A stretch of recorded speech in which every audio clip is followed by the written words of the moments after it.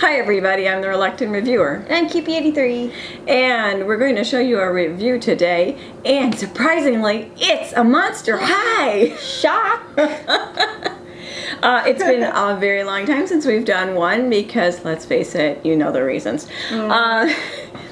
This is Monster High Garden Ghouls. Okay. You have to love it. She's big. She's tall. Mm-hmm. She's so good. She's much cooler than any Monster High has been in months. She's the daughter of a tree nymph.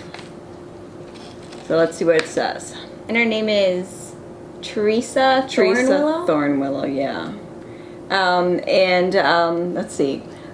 Her personal mantra: I branch out, I like to expand my horizons and learn new things, and then I love to teach what I've discovered to other monsters. Ooh. Her killer style. When it comes to fashion, I like to see which way the wind takes me. I don't mean I only wear what's in season, as in trendy, but I wear what I forecast to feel right that day. Ooh. Now that I'm a teenager in tree years, I'm growing up frightfully tall and my magical powers are coming in. I've developed mystical pollen that I can't control yet, so I cause some crazy happenings in the garden. Interesting. So this is the whole Garden Ghoul series. What do you think of it? I think it's cool because her size is... she's bigger than a Monster High. Her head is at least 2 times bigger. And I like her gimmick where she can get bigger. She has articulated hands and arms. Her hands move, which I think they didn't have to do, knowing how they've been lately. I could have seen them just go, bah! Well, and like the way they did the mold for her arms, it actually looks like a tree. Whereas some of like the molded stuff they do for Monster High doesn't look good. This actually looks like a tree. Like you can see the inspiration. All right, this is how she is sitting in here right now. There's a stand here that's pretty much holds her feet in there.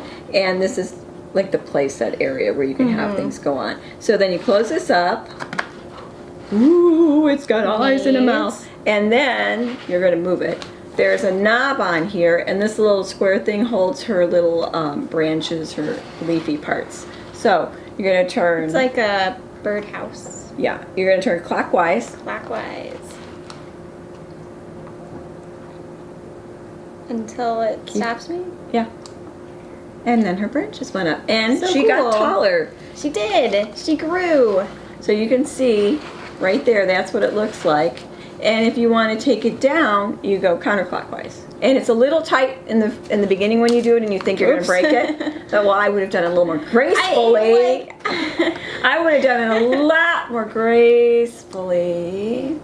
As you said, it was a little tight, so I would put force into it. Then you put it down gracefully, and then she gets shorter again.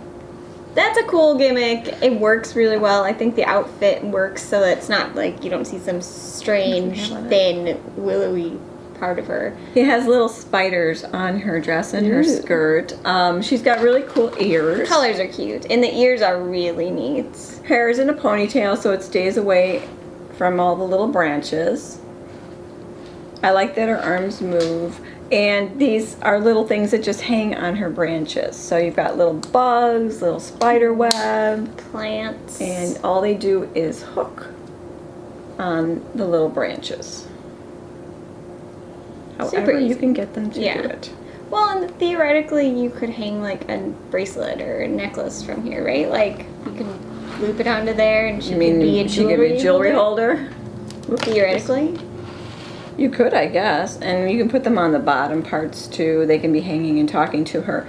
Now on this, there's little, hold on, let me get you I like on that there. this looks like a hand. I know it does look like a hand. It's like little hands are holding her on there. That's a cute detail. These little 2 pieces here are for the tiny little dolls. This can be the stand for them. You have Lumina, Beatrice, and Wingrid. And they can be hooked there with the tree nymph. And if you open this up, and if you want her to go a little bit higher, actually you can take her off the stand. See, there's a little hand. And you could put her higher. Just hook her in higher. And then once you close this up, she'll stay in there. Yeah, and it still looks normal. It just makes her a little more taller. There. I had Super this before. Okay.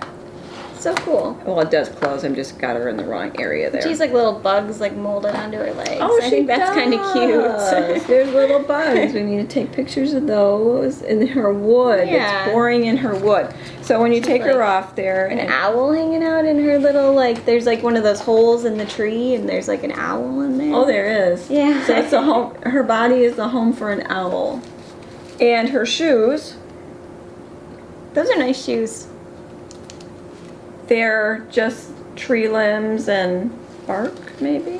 What do you think? They look more like vines, like tree vines. It's more thought than has been put into shoes lately. yeah. So we You like can see that. the tree and then the growth.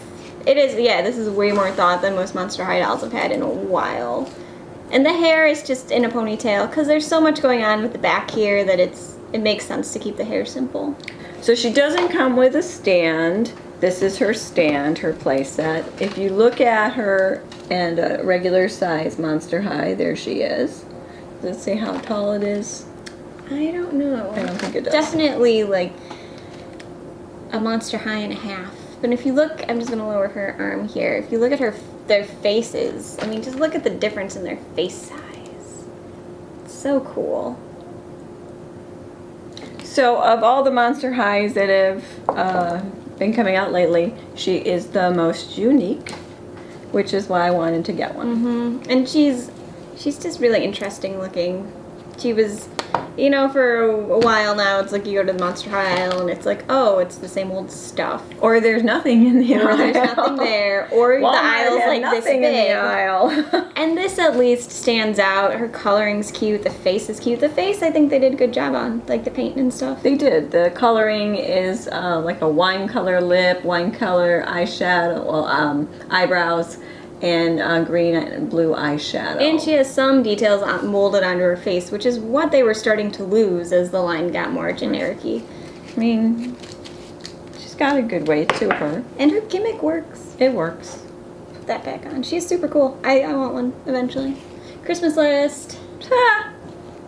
All right, so that's just our little review of this. Go out to a store and see her in person. Yeah. Let us know what you think. And we'll talk to you later. Bye. Bye.